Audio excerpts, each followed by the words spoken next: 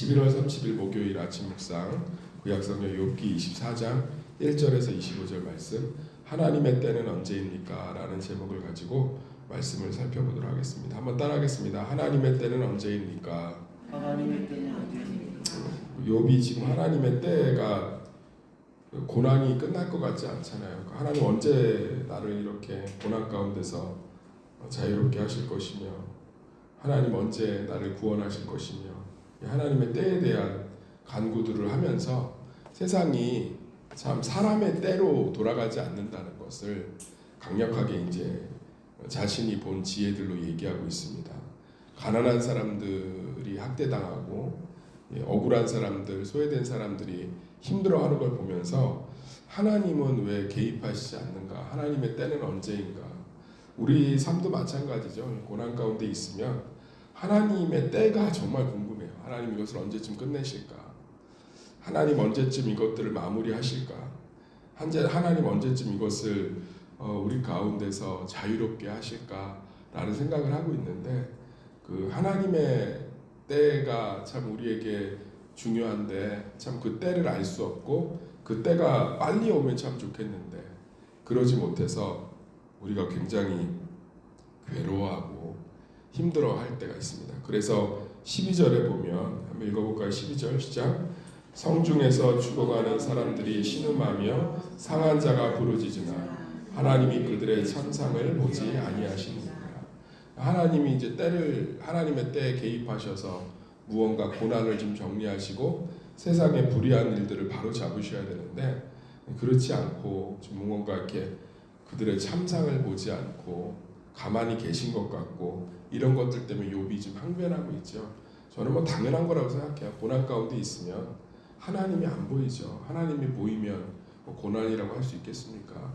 그렇지만 어떤 분이 표현한 것처럼 흐린 구름 위쪽에는 비행기 타고 올라가 보면 태양이 밝게 떠 있는 것처럼 하나님은 모든 것 가운데 자신의 때들을 변함없이 진행하시고 주관하시는 좀 있습니다. 하나님이 모든 만물을 운행하시는 목적이 하나님의 영광을 드러내기 위한 것이지 우리가 뭐 잘 먹고 잘 사는 것이 아니에요. 사실은 하나님의 영광이 드러나는 것이 우리의 잘 먹고 잘 사는 것 역시 포함이 되어 있는 것뿐이지 하나님이 궁극적으로 일하시는 것 자체가 크고 놀라운 하나님의 때와 자기 결정, 자기 주권 가운데 자신의 말할 수 없는 지혜로 세상과 우리 삶을 운영하고 계시기 때문에 하나님의 때를 인정하고 하나님의 때를 받아들이는 것이 참 지혜인 줄 믿습니다. 그 지혜는 경험되어짐으로 축적되는 것 같아요.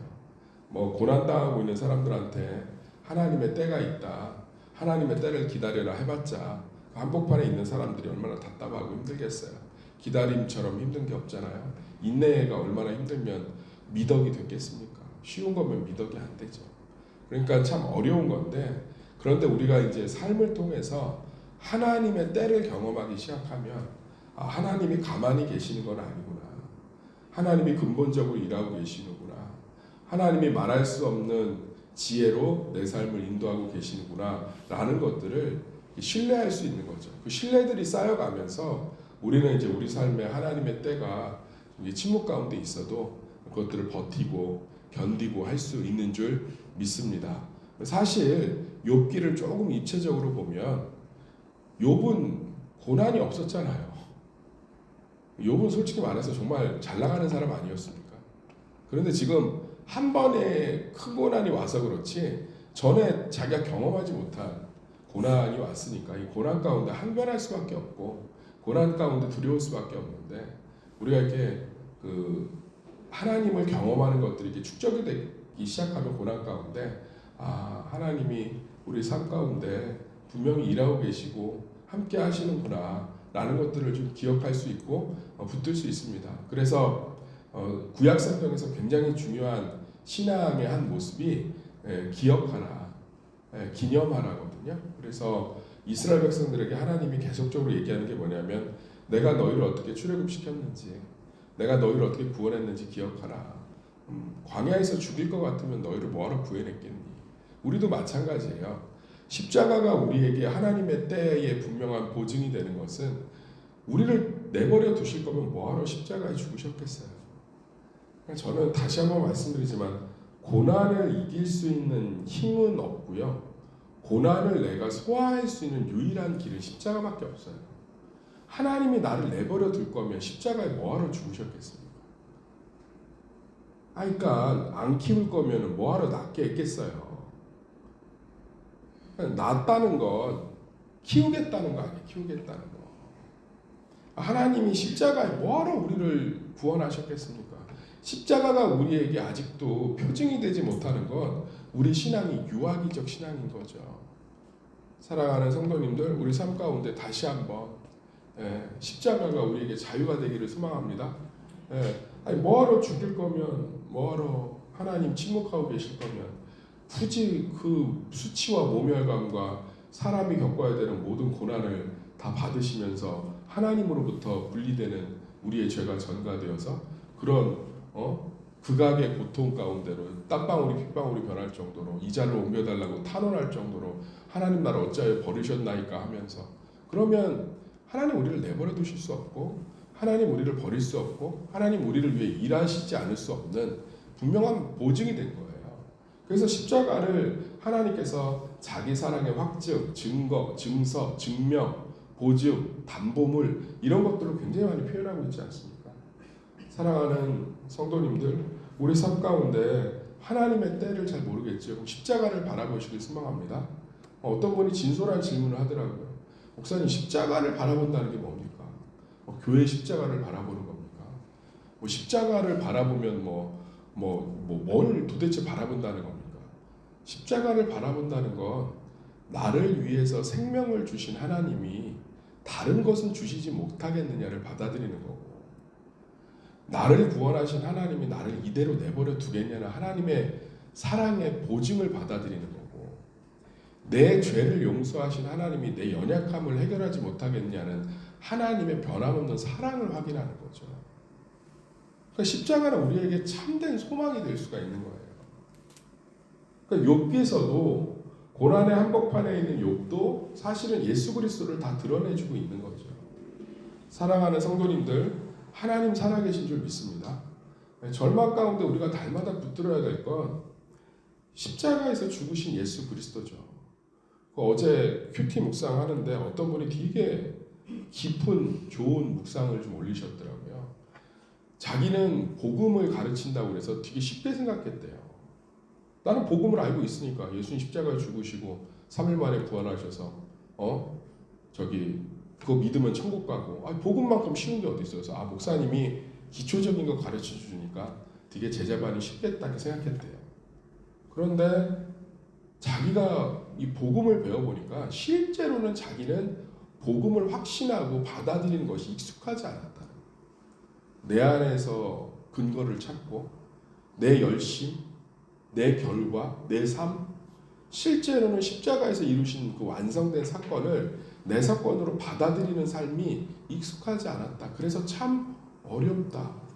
제가 어제 얼마나 몸이 좀 조금 컨디션이 다운된 상황에서 그 글을 읽고 얼마나 보람을 느꼈는지 몰라요.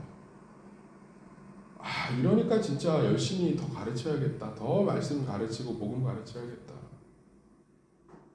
우리에게 복음이 되게 단순하다고 생각해요. 근데 저는 그 단순한 복음을 받아들이는지에 대한 문제는 상당히 어려운 문제라고 생각합니다.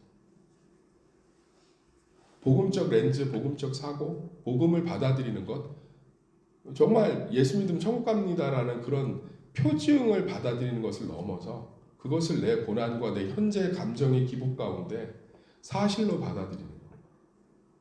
하나님이 나와 함께 하신다는 분명한 표징으로 받아들인다는 것. 하나님이 내 모든 눈물을 닦으실 수밖에 없는 확실한 증거로 받아들인다는 건 굉장히 쉽지 않은 문제예요. 그런데 그것만이 오늘 욥이 질문하는 하나님 언제 나를 구원하십니까에 대한 분명한 답이 될 줄 믿습니다. 그래서 우리 삶 가운데 복음을 좀 받아들이시기를 간절히 소망합니다. 다시 한번 권면하겠습니다. 예수님이 나를 위해 하늘 보좌를 버리고 십자가에 죽으신 그 사랑을 받아들이시기를 간절히 소망합니다. 그러면서 이제 여기 이제 13절부터 17절에 보면 이제 욥이 이런 얘기를 하죠. 욥의 논리 가운데 왜 하나님 참 희한하다. 밤을 안 만들어 놨으면 살인자도 없고 가늠하는 자도 그렇고 뭐 밤이라고 이제 상징되는 거죠. 도둑질도 쉽지 않을 텐데 하나님은 왜 밤을 만들어서 악인들이 이렇게 승승하게 만드냐. 사실 범죄가 밤 가운데 좀 많이 일어나잖아요. 많이 밤 가운데 일어나는데 뭔가 숨기기도 좋고 은밀하기도 좋고 여기서 밤은 단순히 해가 지는 것을 의미하는 게 아니라 무언가 하나님이 다 드러내시면 되잖아요. 그런데 다 막 숨겨지고 그들이 은밀하게 행하는데 그것들 아무도 모르고 도둑이 오는 것도 하나님이 미리 알려주시고 이러면 얼마나 좋아요. 일어나라 지금 야 도둑 들어온다 이렇게 하시면 좋은데 하나님은 그냥 가만히 계신 것 같다. 이 뭐 얼마나 이런 것들이 참 가슴 아프고 우리 앞길도 잘 모르고 이런 것들이 얼마나 답답합니까? 그것에 대해서 욥이 이제 하나님 앞에 항변하고 있는데 우리의 앞길을 하나님께서 우리가 또 이런 세상의 어둠 가운데 있는 것들을 하나님은 하나님의 때 하나님의 방법과 하나님의 주권하심 가운데 반드시 드러내실 줄 믿습니다. 그래서 세상 가운데 사실은 하나님을 제일 두려워해야 되는 거죠. 우리가 그 속으로 여러 가지 은밀하고 어두운 가운데 계획을 삼을지라도 여호와 하나님께서 합당하지 않으면 그것들을 드러내시고 수치를 당하게 하시고 또 세상 사람들이 어두워서 우리를 잘 몰라서 그 가치를 인정해주지 않아도 그것이 빛의 길이라면 하나님께서는 드러내줄 줄 믿습니다. 제가 주일 오후 예배 설교 어제 준비하면서 하박국서를 좀 깊이 묵상하는데 의인은 믿음으로 사는 것 같아요. 어두워지고 모든 것들이 숨겨지는 것 같아도 하나님께서는 하나님의 때에 반드시 드러내실 줄 믿습니다. 그것이 우리에게 위로가 되시기를 그것이 우리에게 두려움이 아니라 위로가 되시기를 간절히 소망합니다. 그러면서 이제 욥이 푸념하듯이 그래도 결국은 하나님이 모든 것들의 질서를 바로 잡으리라 라고 얘기합니다. 25절 보면 같이 읽어볼까요? 시작.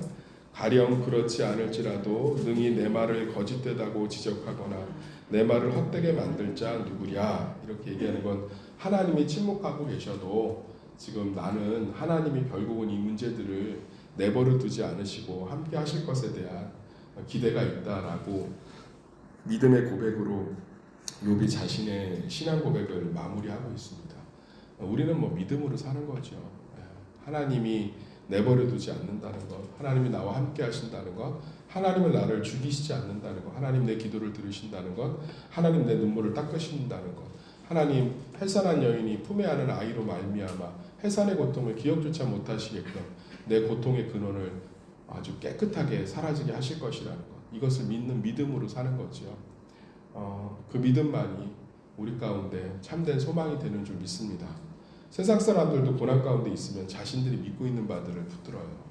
부적을 믿기도 하고 자신 통장에 있는 잔고를 믿기도 하고 내가 이 악물고 이 고난 통과해서 자식들 잘 키워서 내가 나중에 보상받으리라 라는 기대치로 믿기도 하고 그런데 우리도 역시 그런 것에 기대어 믿고 있다면 얼마나 무가치합니까? 우리는 오직 십자가에서 죽으신 하나님의 사랑과 그의 일하심과 그의 전능하심과 그의 은혜로움과 자비로움을 믿으심으로 말미암아 오늘 욥이 탄식한 세상에 불협화음들 내 뜻대로 되지 않은 모든 상황에서도 하나님 결국은 나와 함께 하시는 그 하나님과 동행하시며 승리하시기를 예수의 이름으로 축원합니다.